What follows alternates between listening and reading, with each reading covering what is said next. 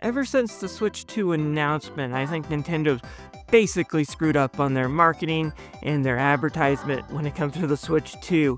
And on top of that, there's just been so much misinformation due to the miscommunications on Nintendo's part. Here's the top 5 things I've heard about the Switch 2 that aren't true. And granted, some of these are my opinions, but I'll get to the truth on some of these. Let's start off with what I think is the biggest one: the $90 games. This one has been parroted around by pretty much every YouTuber and social media influencer that I know, that Nintendo games are going to be $90 physically. This is not true as far as I can see. There is not a single piece from Nintendo itself or a store listing that I have seen that shows $90 physical games. The truth. Nintendo is doing something called variable pricing.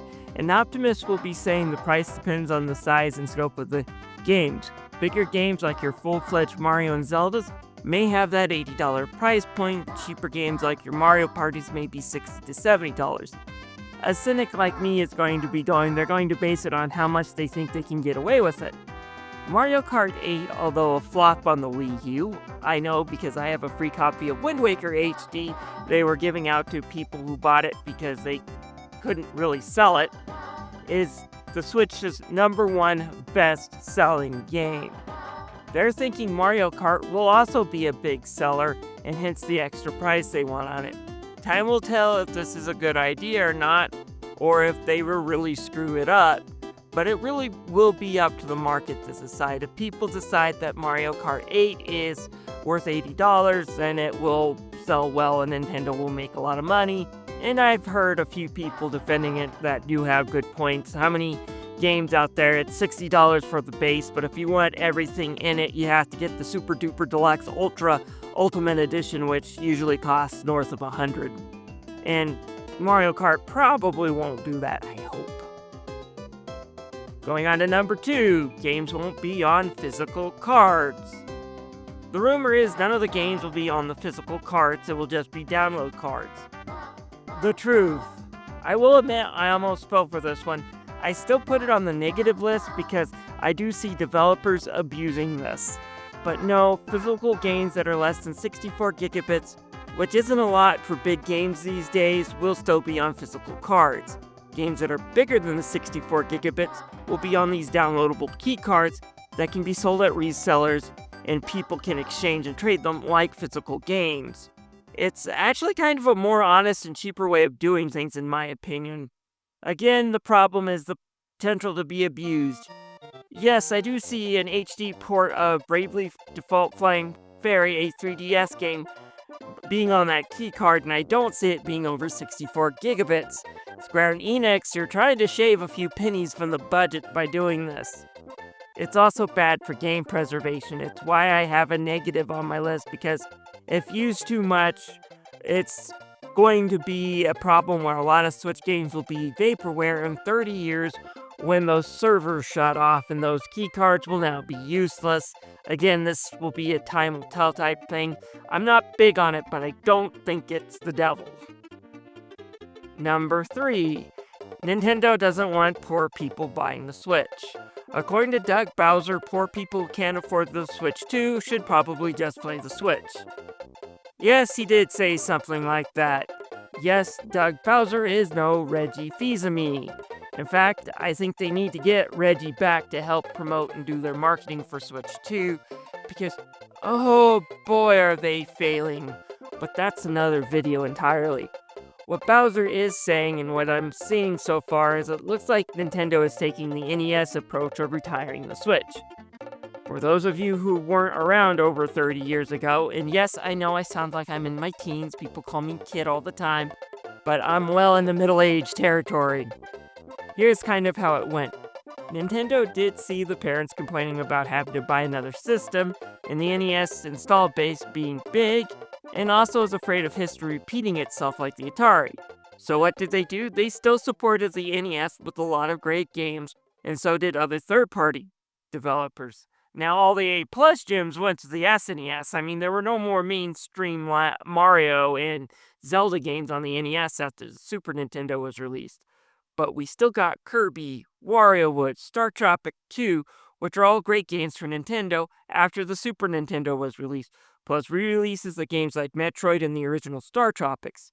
Nintendo did not discontinue the support of the NES until the very end of 1994, over 3 years after the Super NES was released. And considering the Nintendo Direct we had a week before just showing off Switch games, I don't think they'll abandon the original Switch for a few years.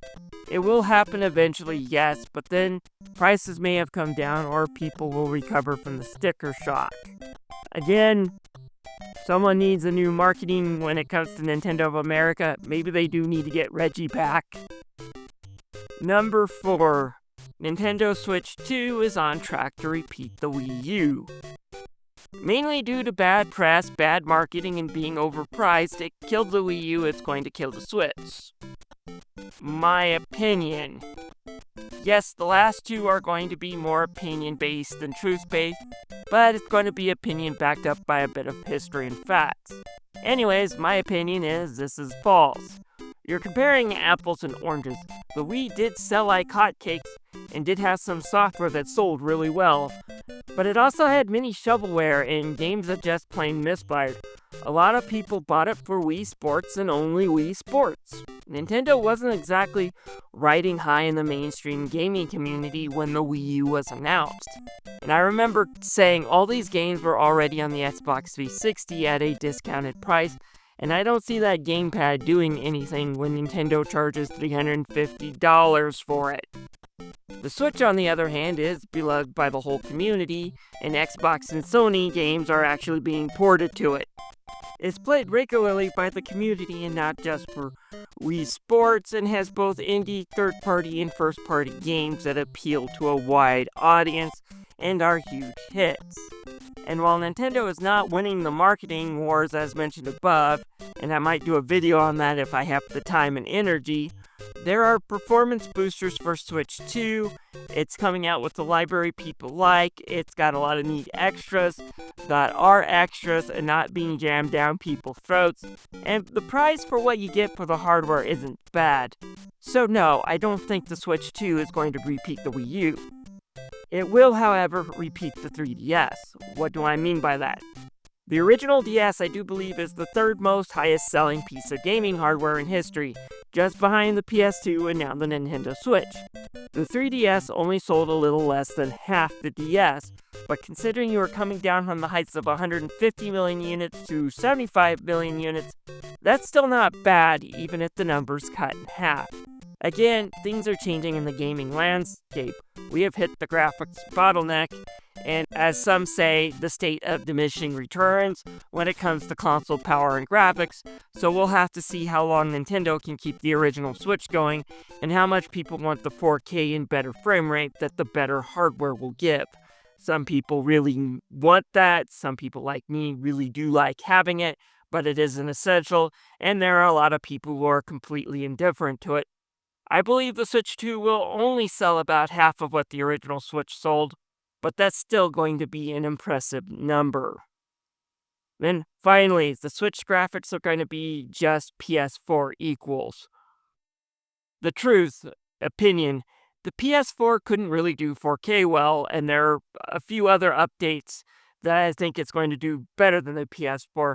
But again, as I stated, we have hit a bottleneck when it comes to graphical updates and consoles, so it's probably going to be not as jarring as you think. That said, I do want to poke fun of one thing that I see idiots are posting on the internet, and if you're posting this without thinking, you do deserve to be called an idiot. Comparing Switch 2 Wind Waker, which is a port of the GameCube Wind Waker, to the Wii U Wind Waker. Okay. The Wind Waker on the Switch, again, is an emulation of the GameCube. It's like it's running on a Dolphin emulator. Hopefully a little better since it's coming from the Nintendo themselves, but not necessarily. But it is a direct port. The Wii U was an HD remaster and a remake. They changed a lot in that game, most of it for the better, and I was hoping they would do a Wind Waker HD and Twilight Princess port to the Switch. I don't understand why they didn't, especially considering how little the Wii U sold and just how many people didn't have access, why Nintendo didn't re-release that because there's enough extras in there for them to have had done it and to, I think, sold well. Now with them coming out with the GameCube and them probably going to be released on the Switch 2's Nintendo Direct, I don't really see a need for them. Do I think that will stop Nintendo from re-releasing these HD versions and wanting $60 for them up front, or even $70 up front when the time comes? Yeah, this is Nintendo we're talking about. They have the Link's Awakening, the original version on Nintendo Online on the $20 plan, and then they still want $60 for the remake, so who knows? Anyways, that's my thoughts on this. That's the top 5 lies I've heard so far about the Switch 2. Tell me what you think.